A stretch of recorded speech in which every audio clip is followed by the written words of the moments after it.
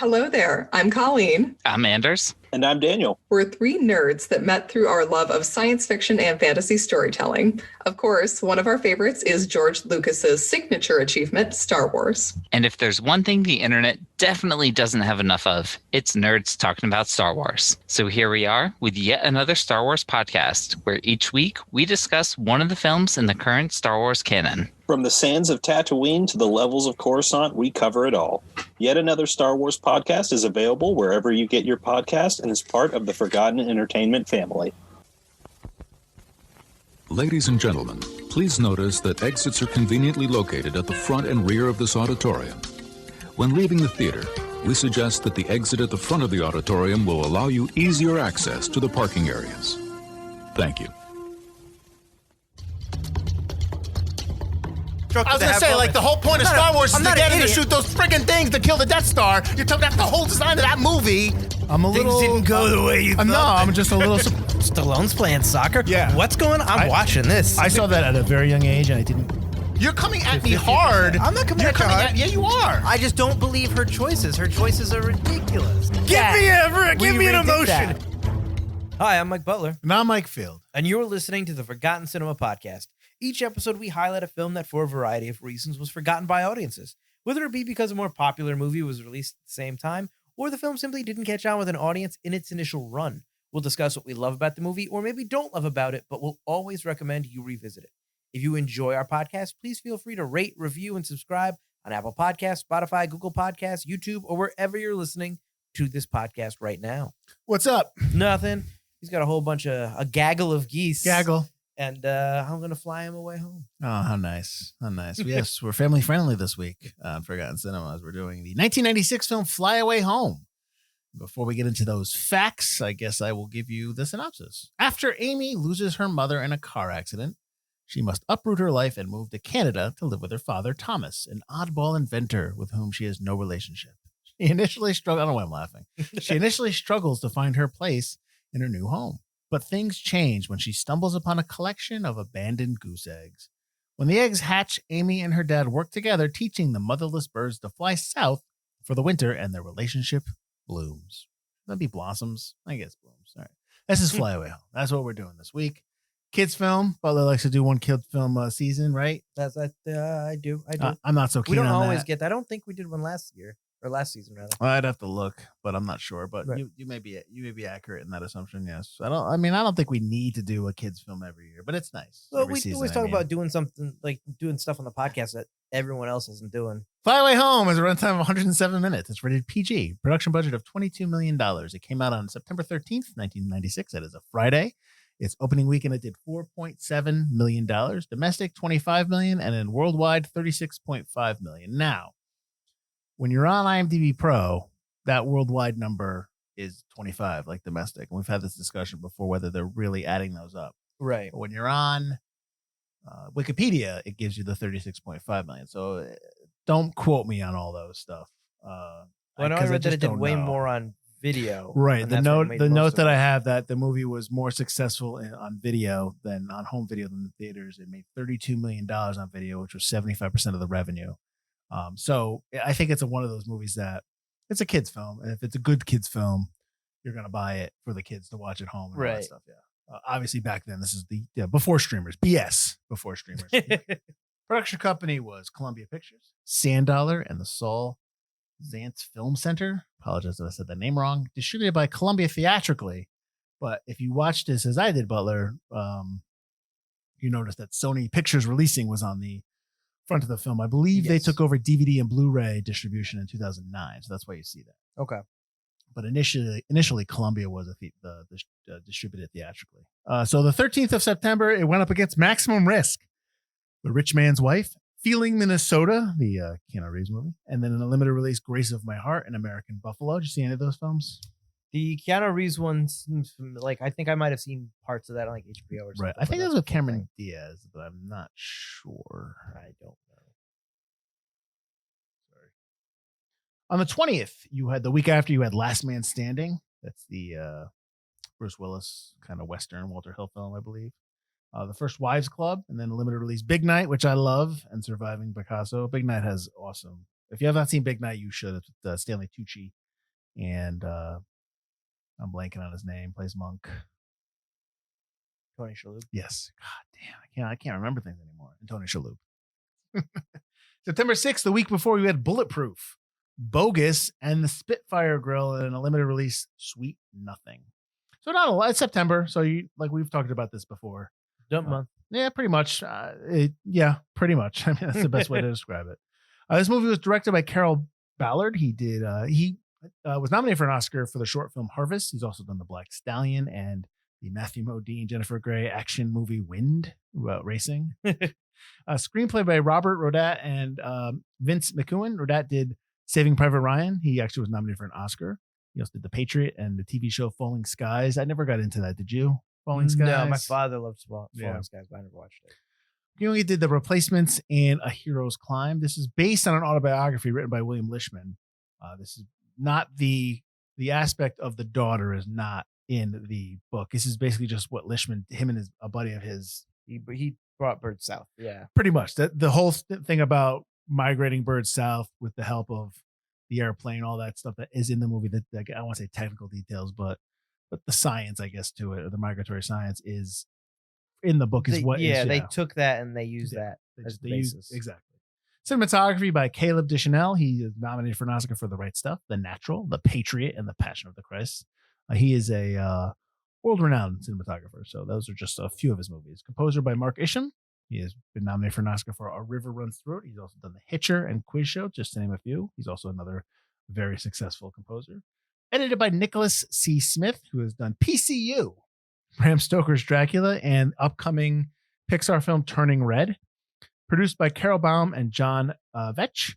Baum did Father of the Bride, actually both Father of the Brides, the Steve Martin 1 and 2. He's also done IQ and Snow Falling on Cedars. And then Vetch has done Suspect and Mary Shelley's Frankenstein, to name a few. Jeff Daniels plays Thomas Alden, the dad.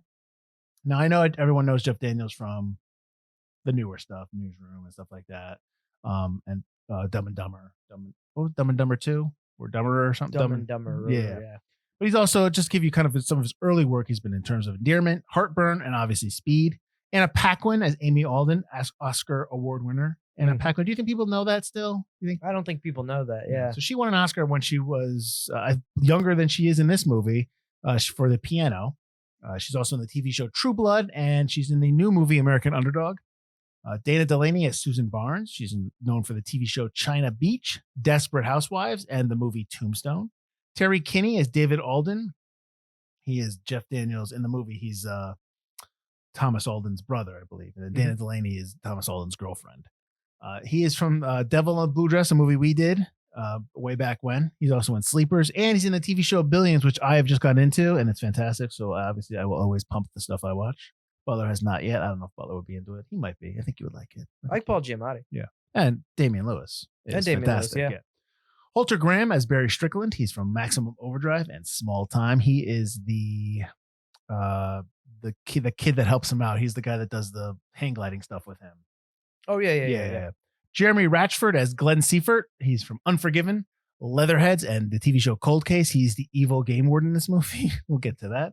And then David Hemblin as Dr. Killian, the gentleman who owns the property or is part of the conservationist movement in North Carolina that says you need to land on this lake in order to get it. He's actually in the 2002 Rollerball. He's also in the Sweet Hereafter and the TV show Earth Final Conflict, another sci-fi show I could not get into. That was a bad show. A lot of episodes. A lot of episodes for a bad show. Because that was one of the ones where they were taking Gene Roddenberry stuff and trying to syndicate it. You're right. So they were like, it doesn't matter. Just put it as much. We need to get to 100 episodes we can syndicate. Yeah. That and Andromeda, although Andromeda was at least fun. Mm-hmm. Earth Final Conflict was trying to be this drama that was just bad. So you were about 8 years old when this came out, correct? Correct. Yeah. Or 8 or 9? Yeah. Did you watch it in theaters? No, I watched it.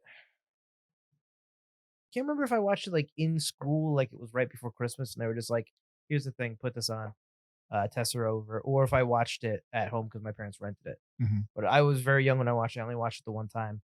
I put it on the list because I remember enjoying it when I watched it. And then Elise, I guess, my fiance, she was telling me a few months ago that she actually had a movie theater birthday party because we were talking about how I had one for Godzilla back in the day.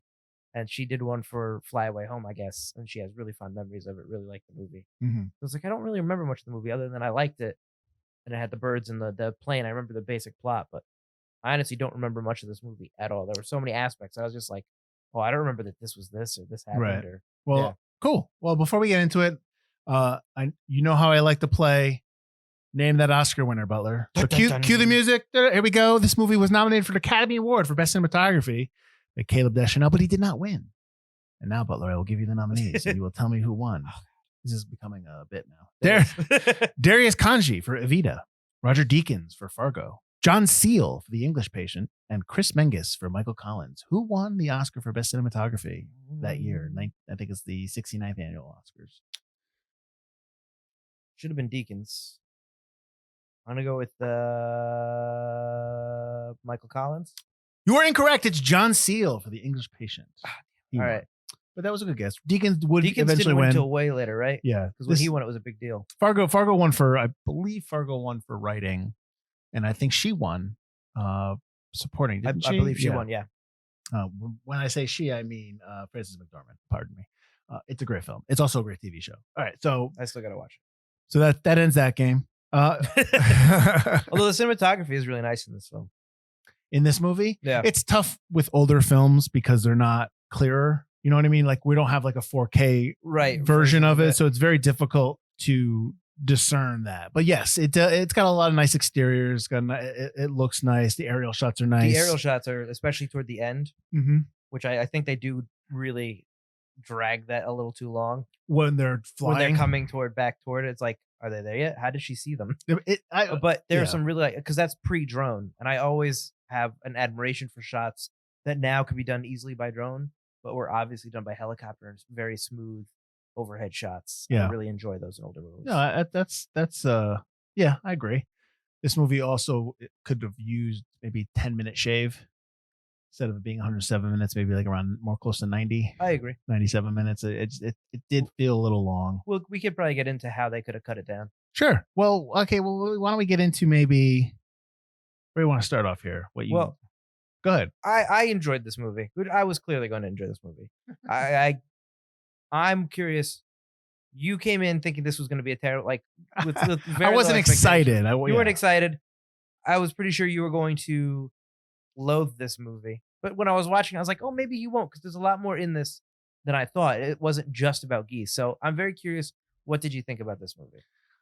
It's fine. I enjoyed it. I don't know if I mean, it's a movie that maybe, I'd have the kids watch or something like that. Right. I think I wouldn't hate that. It's not we talk about kids movies all the time, and we've seen them done really well, so it's really difficult to judge other kids movies that not done well. But I think you have to, and I think this is done well. I think we talked about this briefly before the podcast when you have animals in the film. Mm-hmm. And you just don't want to see animals start dying off in the film. Like I can't, right. I hate that, especially dogs.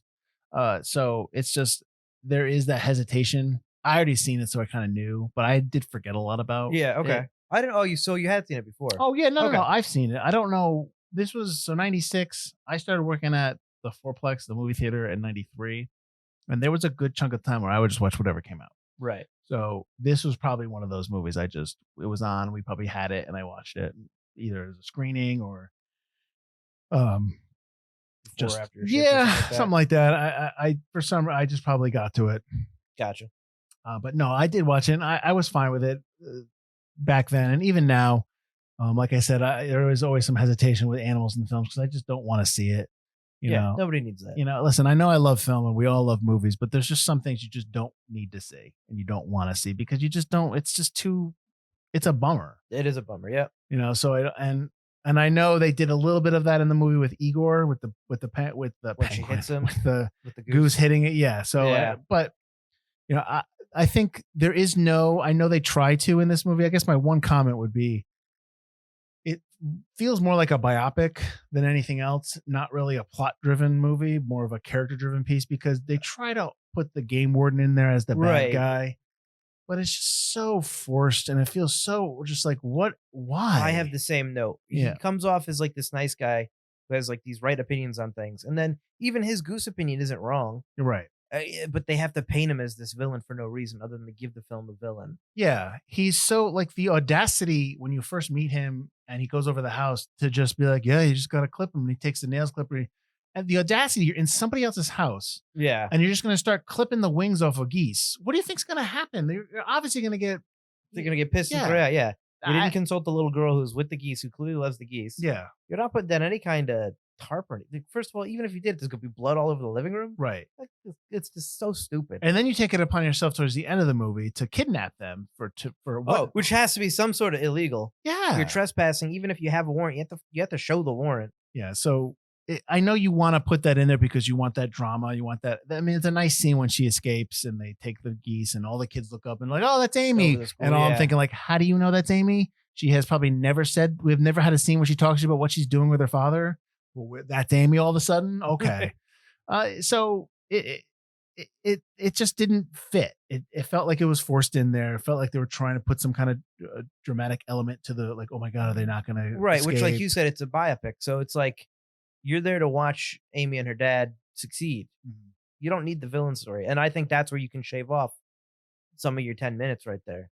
The flying, when they're traveling down, I think, yes, you can shave that goes off. too long. But I mean, the whole villain, just cut him out. Yeah, He's unnecessary. Problem is that we talk about how it's a biopic, but these people don't exist. Amy doesn't exist. Yeah, it's really just about Lishman's work, the writer of the autobiography, and they just took that and they wrapped the movie around it, which is completely fine. Right. So and I have nothing against that. I kind of prefer that because you can do whatever you want. I'm not going to be like, oh, you don't read about where it's different. You're kind of like disappointed that things are different. In this case, there's nothing to be mad about. There's nothing they changed. Yeah. And the whole stuff with the hunters when they fly in and the hunter starts shooting at the geese. Yeah, that was clearly them trying to make a point because it never really developed into a plot. And they showed enough where they were just like, yeah, this is what birds have to deal with. But they didn't keep going to the fact that they land in the water. They're still going to shoot at them. Like, you know. Yeah, I was wondering when they stopped and they were safe. I was like, does this state have a law where it's got to be geese in flight are the only ones you can shoot? Yeah. This movie originally was given a G rating. And the producers thought that young adults wouldn't want to watch the movie because it was G, which is a good thought. They wouldn't. Right. So they added a deleted scene where Daniels uses a non-sexual curse word and got a PG rating. What scene was that? Because I couldn't remember. He says, "God damn it," or something like that. One of the hunters says, "Holy shit!" Yeah, which they did cut. It's in my movie. It's in the theatrical cut, and then they cut it off of VHS and they brought it back in 2001, I think, for the Blu-ray or the DVD. So the VHS copy doesn't have that hunter scene, that hunter shot where he says, "Holy shit!" Yeah. Well, this movie came out on Blu-ray in 2009, April 2009, so it is out there on Blu-ray. I don't think we both watched it. I don't think we own it. But they were right that it needed to be PG. G scares people away. That's theatrically, yeah, but also like regular kids though.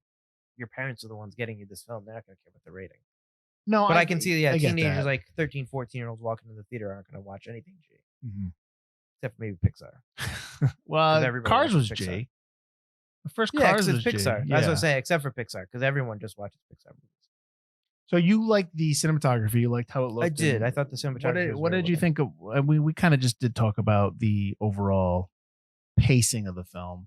I think the pacing is okay. I mean, I never really got bored, but at the same time, like you said, you cut 10 minutes. There were parts where I thought, while I really like all the cinematography that went into the shots of the geese arriving at their, winter location down south, I thought the arrival was a little stretched out too far. Like, obviously they earned it. They succeeded, but I was just like, these are really pretty shots, but they were clearly like, we don't know which one we like better. So they just kept them all.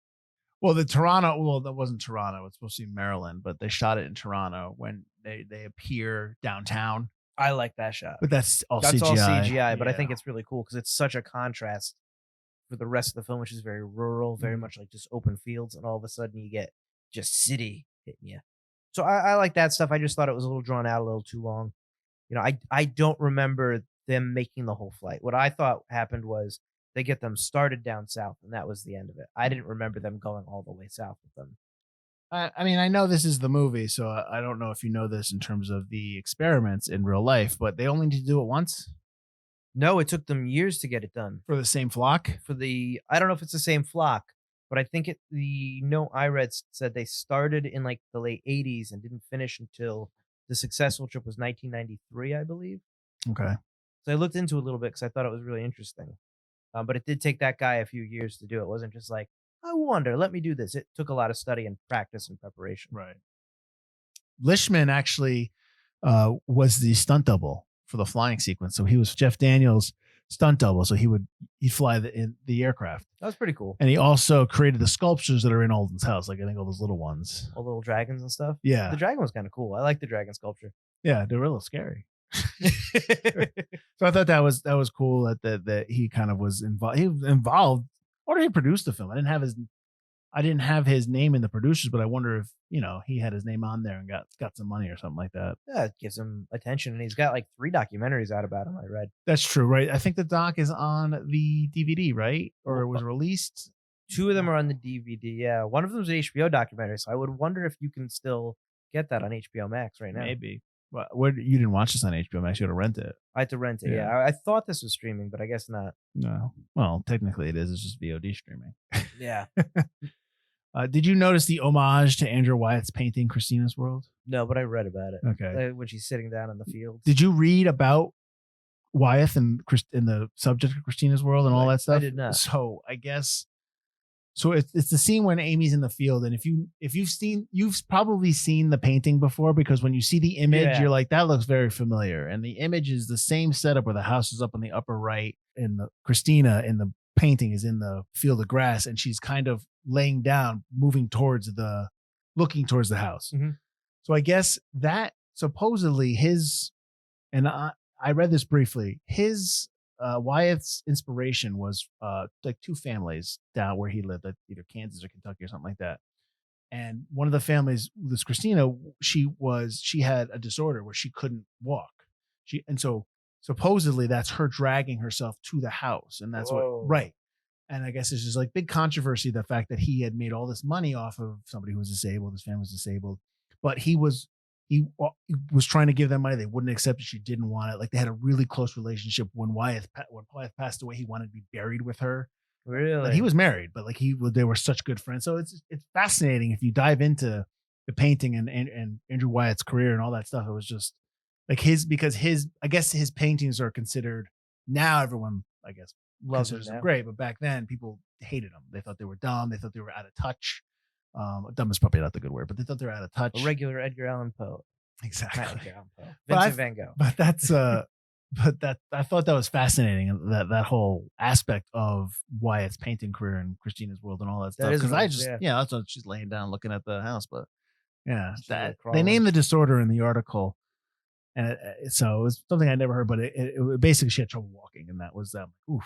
Wow. So I thought that was, knowing that now and looking at that painting, and you look at it, you're just like, this painting is completely different now. Yep, absolutely. Keep walking, keep going. Yes. Rude.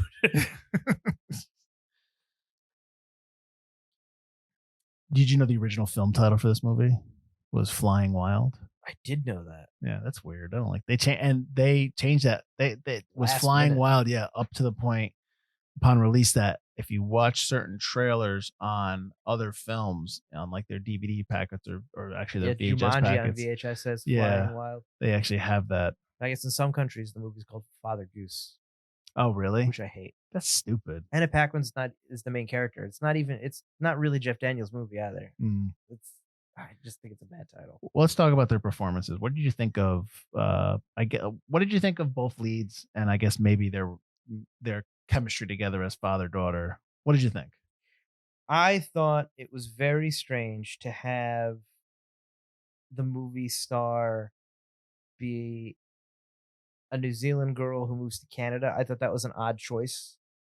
Well, she has the accent. She That's has why. the accent and everything, but I guess Anna Paquin did grow up in New Zealand. Yes, so, she grew which up in I New didn't realize. Zealand. I always thought she was just American. She moved. She was born in Canada, in Montreal or something. Moved to New Zealand. Yeah, so she already had the accent, so she probably couldn't get rid of the accent. This is probably why they did that. When I first watched it, I thought that was very strange. Now you're adding. You have to make this little girl give it a performance, but also an accent at the same time. Mm-hmm. And while I'm watching it, she does a pretty good job with the accent. And then I learned later that that's actually her accent. Do you think she's lost the accent, or do you think that that's everything you've seen her in is just? I think she's probably lost it. Yeah, so it if she seems moved that. over to like Hollywood, but she was from Canada originally, Correct. she's probably, as long as she's not around other people from New Zealand, she probably lost it. But I'm sure if she went back to New Zealand, it would probably pick up like right away. Did you like her performance? I did. I thought it was pretty good. I liked that it wasn't so mopey all the time. I thought it was pretty realistic. She'd have a couple scenes where she kind of went crazy for no reason. When she's but screaming. She's screaming, but she's a teenage girl, so I guess that's par for the course. I mean, that's more like your kind of experience on dealing with daughters who scream. They've never screamed for like 20 minutes straight for some stuff. But they do get angry and walk away. But I thought it was good, and I thought their relation. Jeff Daniels, I think, is a phenomenal actor who doesn't get enough credit. So I thought his performance was obviously really good, and I did enjoy their chemistry together. I enjoyed that it wasn't so much like an "I instantly hate you" kind of a thing. It's just I don't want to be here. It's not that I hate you; it's I hate the situation. They don't do a lot with any kind of discussion about them as father-daughter trying to reconnect. They do. He has that conversation with Dana Delaney, his girlfriend, Susan, about how he hasn't been in her life. He doesn't have any right. She's like, no, you're here. That's you're part of it now. Like, yeah, you can't get out. Yeah, they never really do anything with the two of them. It's just they speak to each other through the birds, which I'm fine with. I am, but like I don't know if you wanted something else in there. Do you really, in real life, would you have this big epic monologue and the sweeping music with no, I'm not looking for that. You'd have more of a bonding through something, finding something, and then that's how you bond together. I'm not looking for that. I get, yeah. I'm looking for just maybe 2 or 3 lines where, it's just reference. She does call him daddy at some point, like she does start to kind of like right, get into it. Yeah. They don't really hammer it home, which is fine. I just maybe wanted a little bit more, but that's not it. That's just me. I mean, I think you get a little bit of that connection once, because I think she thinks during the film, and this is just me kind of what I'm getting from it, they don't explicitly say it, she thinks he doesn't care about her. Right. And you get that, you finally get a little bit of connection when she crashes the plane and he's like on top of her kissing her going, oh my God, are you okay? I'm so glad you're okay. And she sees, so you're crying. And she gets so happy that he's crying because he cares about her. Mm-hmm. And then from then on, it's like, I knew you could figure it out. Like, she's a lot more into his plan. She's a lot more like father, daughter, go team, go. Because that's what she needed. And then you get that moment. You do. I was just thinking the old about lady's house where they talk. They talk about why'd you leave, that kind of stuff. No, you're right. That is there. They're 2 artists and they just couldn't coexist. Right. Which I understand. You're right. So that there is that part there. I forgot about that part. We're probably gonna have to talk about this because this comes up every time anyone talks about this film, which is so ridiculous. Squid and the Whale. Yes, it's like they're actors. This is what. I mean, it is awkward. It's awkward. Yeah. So 9 years later, Jeff Daniels and Anna Paquin are in a movie called The Squid and the Whale, and in that film, I think he's a professor and she's a student. She seduces him. And they have a sex scene. So it's always brought up when you watch this film. And I understand, but I also, you have to understand that they're actors and actresses, and this is what they do. And even though you're watching on scene, the sex scene, and maybe steamy for you, and you may like it, it's not like that when they're shooting it. There's like 8 people standing in the room, like hanging out, and just, it's very technical. It's not what you see. So, but everybody always brings that up because they think it's funny, and I get it. I understand the humor, but on the other hand, who cares? I like his line when he was asked, "What do you do during the sex scene?" Just try not to think about geese. Yeah, yeah, yeah. But I mean, they're professionals, and I'm glad they got through it. And they're not really father and daughter, so it doesn't. Really not in the Squid. Yeah, in real life, yes, yeah. In the Squid. But I do. The director, and I'm blanking on his name.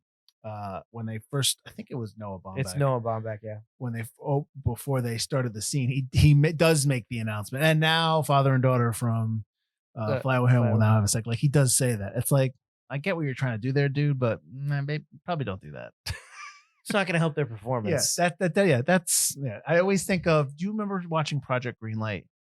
I think we've talked about this. The guy that was directing one of their movies, it was either the first season. Was it the first season or second season? Maybe third, and they're setting up a shot, and the director's like, because Project Greenlight was like this, it was like a reality show where they handpick a director, a screenplay, independent director, writer who haven't had a shot yet, and they're giving them their shot, and they're getting a movie with actors and stuff like that, and they're setting up the shot, and it's a big hill of grass. Like, okay, we're gonna go. And the director goes, ah, and he rolls down the hill and smashes all the grass. And the crew is like, don't do that again, man, because we have to fix that. So I just always think about that, like just decisions that some directors sometimes make that are just like, man, I know what you're trying to do, but stop. And also act like you've been here before. Right. That this was shot in the location, the township location where the movie A Christmas Story was shot. I did read that. Did it even look familiar? Not at all. Not even a little bit. No. And the blacksmith shop that Jeff Daniels' character works in is actually from a different film as well. They just repurposed the set. And I saw the note. I didn't write it down. That's shame on me. I should have written it down. Well, let's talk about the game warden, because we talk about him a little bit. Did you? Well, how about this? Did you like his performance? We're talking about Jeremy Ratchford. It's tough because I think the first time you see him, he kind of stands up for stands up against the development of the wildlife. Right. He wants to protect these animals. But with his like to the letter of the law, these are the Queen's geese or whatever, and because they're in Canada. But then he has such a shift of character as soon as he's tossed out, where he becomes this villain who's stalking this girl and talking to her all creepy. And I don't think it's his fault that he plays the part like an over-the-top villain, but I think that's how it's written, that there's a character switch. It's just like, I got to be a bad guy now. Mm-hmm. I don't like that. Mm-hmm. But I don't think it's his fault. And I think he's very affable and he's like a guy that like seems to want to do the right thing at first, but you'd never it would be more interesting if it stayed that way. Gotcha. And it really doesn't. As soon as he takes out those nail clippers like a psychopath, almost like a pocket knife, he's get these geese. I'm gonna clip some. They won't feel it. It's like a switch happens in his head, and it's just like, I don't like that. But it's not his fault. That's the writing. Were they saying that the bird that he grabs, that he tries to cut, was that supposed to be Igor, and that's why Igor couldn't fly that well at the beginning? Igor was always the kind of wobbly runt. Gotcha. Speaking of him being a psychopath, that reminded me of something in the movie. So when the eggs hatch, that eggs hatching scene, it felt like a horror film. With the exception of the music, if the music wasn't so lighthearted, because they're close-ups and they're like, they're all coming out of the eggs, I'm just like, is this a horror movie? like what's happening here? It's Jurassic Park. Push. Yeah, Hammond comes out of nowhere. Move aside, little lady. I like to be the first thing these things say. Amy, I told you I need to be here. But I thought it was cool. I really like the fact that they used, for the most part, all real geese. Yeah, they're the only time I know there's a combination of CGI and model geese work. I mean, I guess some of the flying ones. I mean, Igor getting hit that looks stuff really was bad. a combination. Yeah, it doesn't hold up nowadays. Although, I mean, the initial hit is rough. I actually went, ooh, when he got hit. But then when they did like him spinning out and crashing the forest, I was like, ugh, that was okay. That's mid-90s CGI. The shot when she's flying and the bird comes right, and he's like, on your right, and the bird's right there. I was just that's not real. Like, yeah, absolutely. But that's fine. I do like all the sscenes where they're running. I really like. They're cute. They're really cute geese. Yeah. Especially when they're little, and the ones that like the one that can't keep up when Igor can't keep up. Yeah. You say Igor again. It's Igor. Why do you say Igor? I don't know, because it's a stupid cartoon movie. When Igor can't keep up, and he's like, ah. Did you like the uncle, David Alden? Uncle David? I don't know. He when they left him in the house with her, and they're like, I always get a creepy vibe, like something's gonna happen. But also, like, he's also wakes up, he's in his underwear. Her father runs out of the house in her underwear. I was like, what's going on? A lot of underwear shots here. Why? I mean, it's not, and I don't say that in terms of like what's happening here. Like I'm saying, like, it's just a creep factor. It's just like, put some clothes on. I mean, he was fine. He was just a goofball. Yeah, I think his character kind of becomes more serious as the film goes on. Well, but like, I think that the Uncle David who gets drunk and passes out watching wrestling is not the same Uncle David that helps her with the geese. None of the supporting people have any kind of character arcs. Oh, Susan is just like there to be like just one note. Not your mother, but I can be your friend. And then we're done. We're done with Susan. And then there's a scene where Susan doesn't want her to fly, and they're flying, and then she's in the weeds by herself, like she's taking a poop or something. And I'm like, what is this random shot of her hiding away from everything?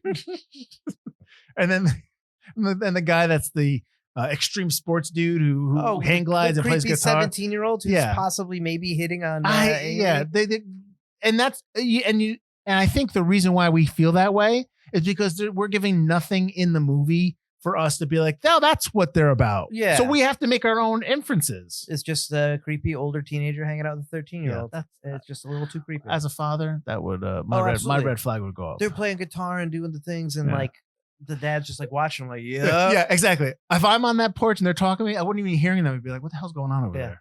What do you think they're doing? Should I get my 22? Yeah. I'm getting my 22. I'm getting it. Absolutely. Absolutely. It just doesn't make sense. You need, like, you're right.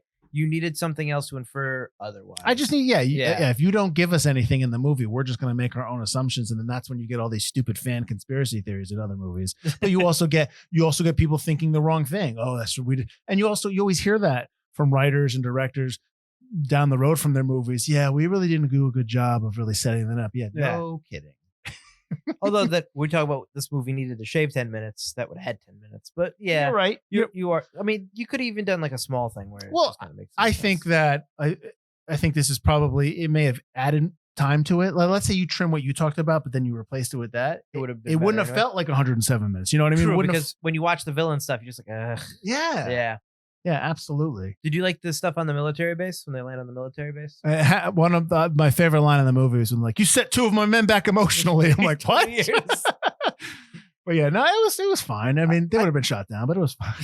I thought it was a little over the top until he like plays it off as a laugh. Like that was how it was meant to be. When he's yelling, like, quit playing with them geese. They're feeding them. I said I was sorry. I won't do it again. Well, if that's the case, I know it's probably a nice change of pace, because a lot of times when you have military involvement, when like something in some of these movies, especially from the 80s, it's always negative. Yeah, and then they got to escape. Yeah, so get the geese again. Yeah, exactly. No, it was fine. I enjoyed it. There's really not much except the exception of the pacing and what they kept in and kind of lengthening out the movie a little bit. There's really not really anything negative in the film. The game warden stuff, it's just there to like make him a villain. Yeah. The stuff with the developer at the end. Well, that's the other thing. They just start. Well, let's talk about in the beginning of the movie. They start tearing up that land. Right before they're even supposed. Isn't that his property? Well, that's what he's saying. Yeah, it's like you can't start developing yet. Yeah. How about a lawsuit? I think that's right next to his property. Okay. But the fact that they're developing before the town hall meeting is what's illegal. Right. And then, but then they got voted down because they're complaining about it when they get home. Right. And then yes, the developer in North Carolina doing the same thing. And I guess he's all like, oh well, it's like, dude, you lost a lot of money. I don't know. You're a little flippant about that. A little too much, like you don't care. I think he cares. He's pretty mad. He was willing to run over the people. But then, which is stupid. Like if no bulldozer guy is going to be like, yeah, all right, I'm gonna get arrested. Let me run over this guy. And then he turns it off when she yells on him. It's like, really? Yeah, that's what I'm like. This is a kid's movie. Oh yeah, totally. But it's like one of the only moments where it's like that's only in a kid's movie. Yeah, totally. Did you like Amy's fake nose ring? She tried to. No, I read about tried to piss off the director. She was trying to play a prank by getting it. She found it when she was, during their downtime and wore it. And she was like, look, I got a nose ring. And he was like, oh, I like that. Let's put it in the movie. And she was just like, crap. Yeah, she's trying to be rebellious. Yeah. Joke's on you. It's tough being a young actress who you're coming off an Oscar, which she probably doesn't even realize at the time how important that is. Right. And you there's expectations that are put on you for your next film or for your future films. That's got to be a heck of a amount of pressure. But maybe it's good that she didn't realize it back then in terms of like how big the Oscar win was and that kind of stuff. Sure, because I think it gets to your head and stuff like that. Oh, absolutely. But child actors are tough. It's some can handle it, some can't. Their support staff, their support system, their parents around them is probably key to that, obviously. Oh, sure, for sure. But did you know that the release of this film was delayed? I read that because there was a small airplane crash with a little girl. So yeah, there was a transcontinental flight happening with 7-year-old Jessica Dubroff and her father and their flight instructor, and they were flying across the country, and I guess it crashed and they all died, unfortunately. And the film had to be pushed back, obviously, because there were similarities. But I had never heard of that back then. I mean, I'm 21 when this came out. Never even heard of that. I mean, maybe I wasn't paying enough attention to the news, but never knew that. It's amazing. more amazing that I didn't pay attention, I guess. How long was it delayed? I don't know. I couldn't find an original release date. Right. Well, what do you think? This probably was a spring film, right? Maybe? Spring, summer? April, May. They putting it in September. I mean, it's not a terrible film. Putting it in September probably didn't help. No. But if it was a kid's film initially, it might have been early spring or early summer, late spring for kids. That's what I would think. And especially it's like a warmer weather film in the film, even though they come back at the end of the movie, the credit scene, they're back in the winter.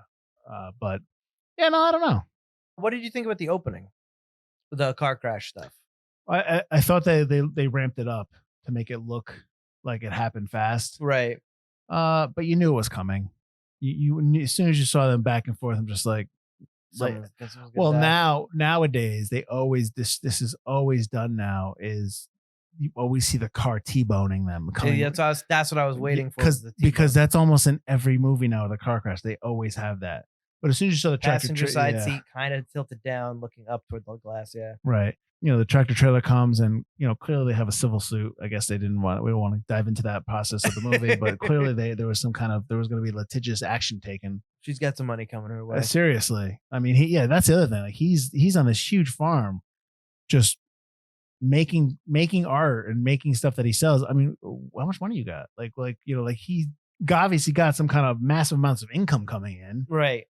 Or his family owned the farm to begin with. Maybe, they never really, and that again, they don't really dive into it. It's just family. This is how it is. She also heals up from her car crash wounds pretty quick too. Well, it's. I assume they were in New Zealand for a while. Oh, do you? Okay. Because he was there to see her in the hospital. I doubt she got released right after, so I assumed he was with her for a while in New Zealand, settling affairs and stuff. So maybe that's where the money came from. All right. Sign it over to me. I need to save my farm. Do you like that refrigerator he made? It's all right. He reminds me of like a better, more successful version of the dad in Gremlins. Like all his stuff works. But like it comes up and the eggs, I see the eggs and I'm like, those aren't in there. Those aren't in there really securely. They're gonna fall sideways. Yeah. Who puts eggs like that? Tell him to make you a smokeless ashtray. I know. Smokeless ashtray. When he comes back with this. All right, tell everyone where they can find us.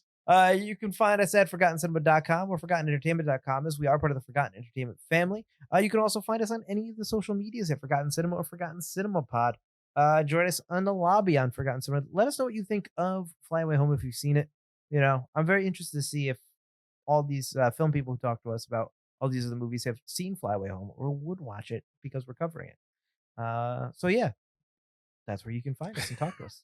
Join us next week. We're staying in the 90s, 1994, and we're not doing another kids film. This is an adult film, everybody. Not the adult. I didn't think we were doing those kind of movies here. Well, then we're changing it up. We're doing Forgotten Cinema After Dark. We're doing Danny Boyle's Shallow Grave, starring Ewan McGregor. So you've seen it before, right? Only bits and pieces. Ooh, excellent. I've always wanted to see it.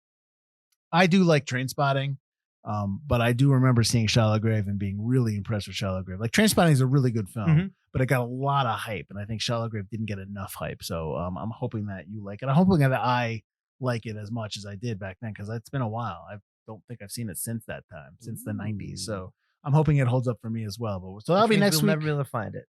Oh, right. I didn't even look at that. Uh-oh. Well, hopefully we find the movie, we'll watch it, and we can let you know what we thought about it. So that's next week. That'll be Shallow Grave. I've got nothing else, so I'm Mike Fields. I'm Mike Butler. And this has been Forgotten Cinema. Quack, quack, quack, quack, quack, quack, quack.